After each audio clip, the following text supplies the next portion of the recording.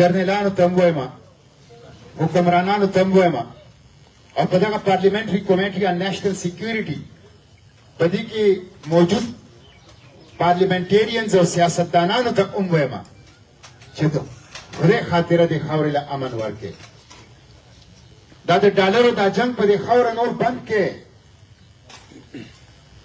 موږ ته وښایه چې د دې خلکو ګناه څه ده موږ ته وښایه چې د دې خلکو جرم څه دی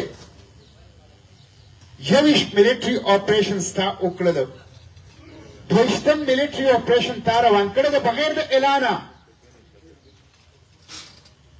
7-8 اګریمنټس او معاهدې تا وکړلې 35 لاک خلک د یو ځل د خپلو کورونو کډه په سر کړی دی په زرګونو خلک جبري ګم شوده دي اوس هم زما په خاوره کې بارودي سرنګونه پراته دي او زما بچي پرې اکنډمیږي اپې شهیدان کیږي نن هم خلک خپلو کورونو ته واپس نه تللی لرې نه په دې تیرا کې خلک خپلو کورونو ته واپس نه تللی نو موږ د دغه اجلاس نه دا مطالبه کوو سوال کوو غوښتنه او پوښتنه ترېنه کوو چې موږ ته خپل جرم وښایي د دې پښتنو جرم څه دی هغه کوم ګناه ده چې د هغې سزا دا بدامني ده چې زما عالم زما پارلیمنټیرین زما بازار زما اجرا زما جومات زما کلی زما ښار یو څیز محفوظ نه دی نو دا موږ ترېنه مطالبه کوو چې موږ ته زموږ هغه جرم زموږ هغه ګناه وښایي او بله مطالبه ترېنه دا کوو چې نور ملیټري اپریشن خیبر پختونخوا کې نه منو ته موږ ته د 21 ملیټري اپریشن حساب راکړه ته موږ ته د 2 معاهدو حساب راکړه ستا نیت ټیک نه دی تر څو پورې چې قوم ته د 21 ملیټري اپریشن او د 7 اګریمنټس حساب نه ورکړي د هغې د ناکامۍ وجوهات دې ورته ښولي نه وي د خیبر پختونخوا عوام 22 ملیټري اپریشن نه مني او مفتي صاحب ویډیو زه ګورم هغه ډېر په څرګنده انداز کې د خپل شهادت نه مخکې خپل اف آی آر درج کړی شاید چې په تاریخ کې یو سړي دومره په څرګنده دومره توپوک دومره راسخ دومره بلیک اینڈ وایټ دومره دو جمع دو چار په شان واضح انداز کې د شخصیاتو د حکومتي ډپارټمنټس او د ادارو نومونه اخیستي او د هغې خلاف یې په خپل ژوند کې د خپل قتل اف آی آر درج کړي زه د دې مجلس په توسط سره چیف جسټس پېښور های کورټ او چیف جسټس سپریم کورټ اف پاکستان نه مطالبه کومه چې د مفتي صاحب د دغه تقریرونو په رڼا کې دی د مفتي صاحب د خولي اف آی آر د دغه ادارو او شخصیاتو خلاف درج کړي شي او د دې خلاف د انویسټیګیشن او انکوایري وشي د کومو ادارو او د کومو شخصیاتو او د کومو ډپارټمنټس خلاف چې مفتي صاحب په خپل ژوند کې د خپل مرګ اف آی آر درج کړی وروڼو موږ ته وایي چې دا بدامني ځکه چې دلته د افغانستان نه دا څه کېږي د افغانستان سره د پاکستان نه علاوه د 5 ملکونو بارډر لګېدلی دی په هغې کې ایران دی په هغې کې چین دی په هغې کې ازبکستان دی په هغې کې ترکمانستان دی په هغې کې تاجکستان دی موږ خو نه هلته په دې تېرو 10 کالو کې 20 کالو کې 40 کالو کې نه ډرون اټیکس ولیدل نه مو خودکش دماکې ولیدې نه مو ملیټري اپریشن ولیدل نه مو آی ډي پیز ولیدل نه مو بدامني ولیدله او نه مو تباهي ولیدله د جان او د مال نو دا بارډر خو صرف موږ سره نه دی لګېدلی بارډر خو زموږ نه علاوه د افغانستان 5 ملکونو سره نور لګېدلی دی او بیا وایي چې دلته افغانستان خیبر پښتونخوا او په بلوچستان کې بدامني د را د وجې نه ده را خو ستا دشمن دی زما دشمن دی هندوستان د لومړۍ ورځې نه د پاکستان وجود نه تسلیم کړی نن هم په هندوستان کې هندوان را پاسېدلي دي او د اورنګزیب عالمگیر د هغه مقبره وراني هغه اورنګزیب عالمگیر چې اقبال وایي چې هغه زمونږ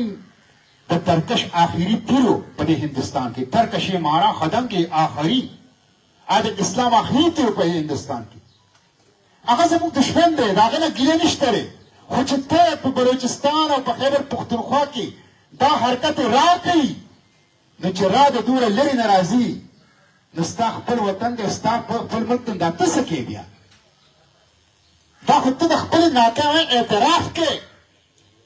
دا خو ته اقرار کوې چې ته د را په مقابله کې ناکام یې سره د دوی دومره لوی بجټ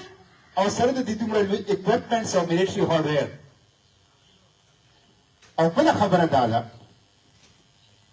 چې راته ایجنټان په خیبر پښتونخوا کې ملاویږي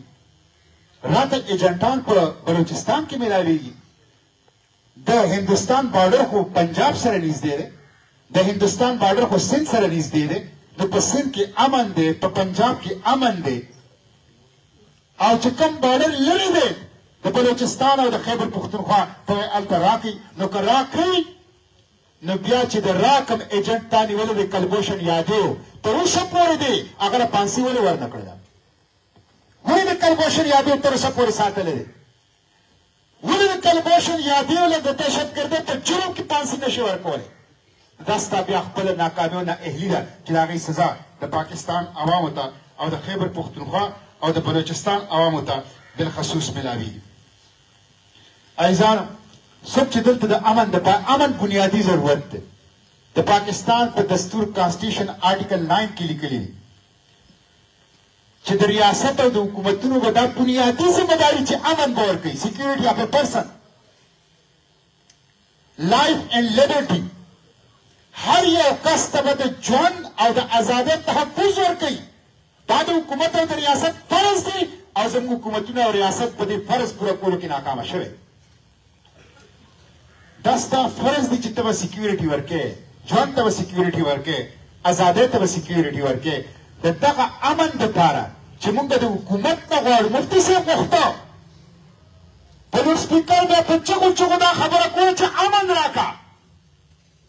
امن راکړه ریاستي ادارې حکومتي ادارې او ډپارټمنټ خپل فرض پوره کړي جومات او مدرسه بازار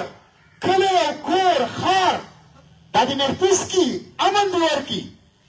څوک چې د امن چغه وباسي هغه شی دی او څوک چې د امن خبره کوي دا ته په جیلونو کې چې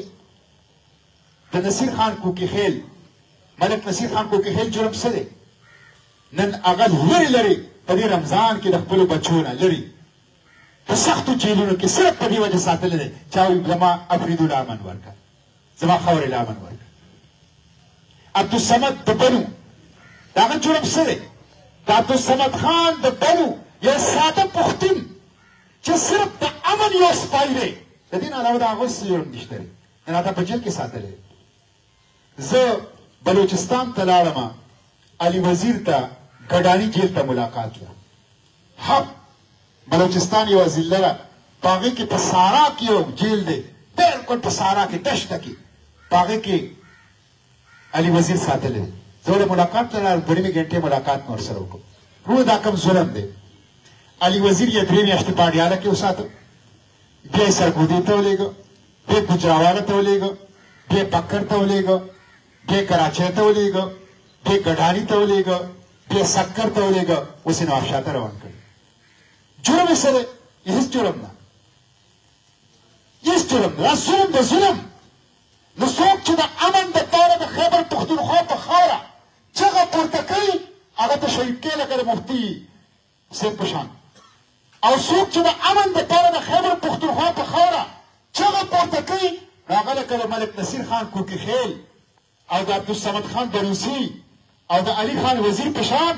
دا د پنجاب او د سند په جیلونو کې ساتي دا ظلم دی ظلم او دا ظلم د خیبر پښتونخوا د عوامو سره زموږ د حکومتونو روان کړی دی عزیزانو زه آخره کې دا خبره تاسو ته وکړم حل څه دی د دې خبرې حل څه دی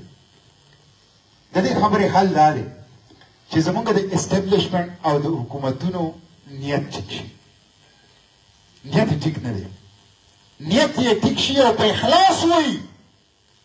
چې موږ دې خاورې نه امن ورکوو زه ضمانت درکوم په 24 ګنټې کې به دلته امن راولي خو چې کله ته د بدامنۍ نه کاروبار جوړ کړې او ډالري جنگ مسلط کې مسلط دا بدامني دلته انډیجنس نه ده فطرتي نه ده قدرتي نه ده د دې ځای پیداګیر نه دی دا امپوزډ بدامني ده امپوزډ مسلط شوې دهشتګردي ده امپورټډ ټیرریزم دی د بار نه راغوښتلې شوې دهشتګردي ده چې کله نه دلته دا دهشتګردي په تیزۍ سیوا شوې ده د بین الاقوام نه په پاکستان باندې د ډالرو باران شروع شوی 7-8 ارب ډالر آئی ایم ایف ورکړه ده 2 ارب ډالر نور ورکوي 1 ارب ډالر انوایرمنټل کې ورکوي او ټول ادارې ورکوي موږ ورته وایو چې دا د دې خلکو په وینه باندې د ډالر دا کاروبار بند کړي دا بند کړي د دې په نتیجه کې چې دا سوچ او اپروچ یې امن نشي راتلی د امن دپاره اخلاصي نیت پکار دی د امن دپاره د نیت درستګي پکار ده لومړۍ خبره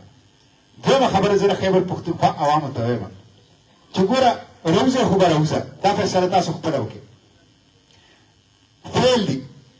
حکومتي ادارې فیل دي صوبایي حکومت وفاقي حکومت پولیس انټیلیجنس فوج اف سی ټول کلاس شوي دي بالکل امن نشته دی بالکل ناکامه شوي دي نو خیبر پښتونخوا عوامو ته وایم چې اخره کې ستاسو په لاس کې فیصله ده روزه خو به په هر صورت کې روزه د دوه کار کې به یو کار دپاره روزه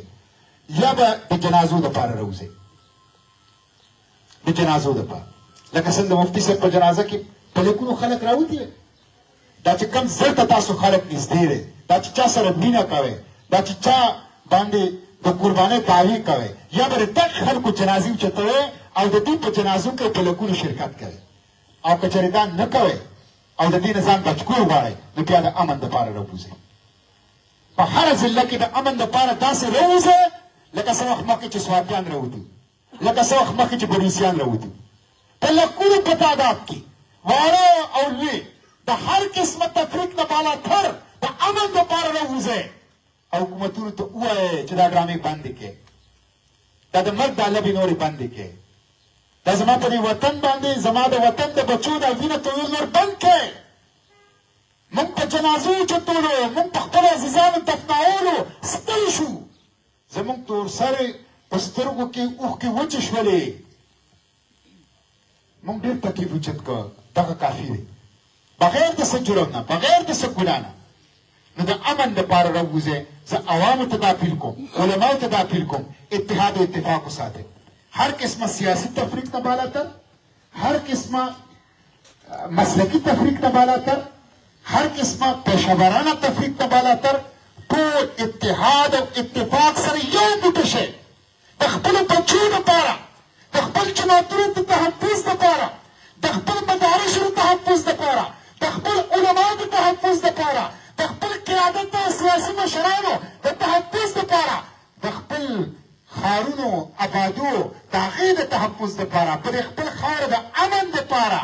د هر قسمه تفریق نه بالاتر د اتحاد او د اتفاق مظاهره وکړئ او راووځئ سپین بیرغې راوالئ سپینې جنډې راوالئ د امن جنډې د امن نارو سره په ټولو ضلعو کې په لکونو په تعداد کې په اتحاد او اتفاق سره راووځئ او کښېنئ او حکومت ته ووایئ چې بدامني نه منو بدامني نه منو موږ ته به امن راکړئ د دې غریب قوم نه 4,000 ارب روپۍ عدالتونه فوج پولیس اف سی او انټیلیجنس ایجنسۍ د امن دپاره علي 4,000 ارب روپۍ چې دا 4,000 ارب روپۍ د دې غریب او مقروض قوم نه علي نو امن به هم راکوي انصاف به هم راکوي چې نه یې راکوي نو دا پیسې بیا ماله ظلم کوه خو دې ته فکر کوه او چې د پښتون نامه مې هېره نه کړې رقیبه نن که یم بېوسه خیر دی خو د پرون نامه مې هېره نه کړې نن به د جنګ بری دا ستاسو وي خو نن د ګټون نامه مې هېره نه کړې او چې په موږ مرګ ستړی او لا نه شو ختم داسې ژوندون نامه مې هېره نه کړې زما دا درخواست دی د خیبر پښتونخوا ټولو عوامو ته چې د کوم طاقتور لهر د بدامنۍ راپاڅېدلی دی نو د هغې لپاره ستاسو لپاره به امن د څوک نه ګټي ما ته دلته به مختلف قسمه پولیټیکل خلک وي خو زما ډېر زیات درد په دې باندې وشي چې د پنجاب د تحریک ولې نه اوچتېږي چې دا پښتانه زموږ وروڼه دي لکه د چرګانو په شان کټلېږي دوی له تحفظ ورکوي د سند د تحریک ولې نه اوچتېږي ولې نه اوچتېږي د سند نه چې د سند خلک وایي چې بلوچستان او پښتانه زموږ وروڼه دي امن د هغې ضرورت دی لکه څنګه چې دلته امن دی هلته امن پکار دی لکه څنګه چې پنجاب کې امن دی سیالکوټ کې فیصل آباد کې او لاهور کې امن دی کارخانې روانې دي او د ژوند روزګار او ترقي په مخ کې باندې روانه ده دقسې امن روزګار او ترقي د خیبر پښتونخوا حق دی هغې لی ورکوي ولې نه راپاسي ستاسو د امن جنګ به بل څوک نه کوي تاسو دی کوئ نو دا مې درته درخواست دی ټول خیبر پښتونخوا عوامو ته چې اتحاد او اتفاق سره د هر قسمه اختلافات نه بالاتر سپینو جنډو د امن سره د امن په نارو سره دا په ټولو ضلعو کې راپاسې او کینې او د هر هغه حکومت که صوبایي دی که وفاقي دی که اسټبلشمنټ دی که فورسز دي که اف سی ده که پولیس دی که عدالتونه دي د هغې ټولو خلاف او د هغې ټولو نه د مطالبې د غوښتنې دپاره یو زبردست قسمه پاڅونونه او اپرایزنګ او احتجاج او پروټست دا په دې خپلو علاقو باندې وکړي انشاءالله دا جدوجهد د امن جدوجهد دی د قرآن پاک لار ده د اسلام د خدمت لار ده او دا به انشاءالله په دې شهادتونو باندې رستو کېدی نشي دا په جامع حقانیه کې زموږ څومره ډېر نږدې ورور د زړه ټوکړه هغه شهید شو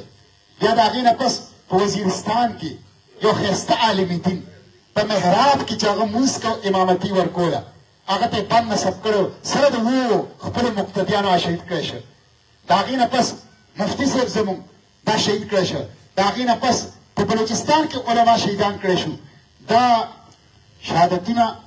او دا قتل واردګري د علماو او دا په جوماتونو دا په مدرسو باندې حمله دا د قال الله او د قال رسول چغې بلې کولی نشي انشاءالله د قال الله او د قال رسول الله چغې به دغسې پورته کېږي انشاءالله او دا مشن به دغسې رواني الله دې مفتي صاحب ته جنت الفردوس کې اعلی مقام ورکړي د هغې شهادت دې قبول کړي د هغې په بچو د هغې برکات ساتي او موږ ټولو ته دا توفیق راکړي چې د قرآن و سنت مشن په مخ کې باندې بوځو و آخر دعوانا الحمدلله رب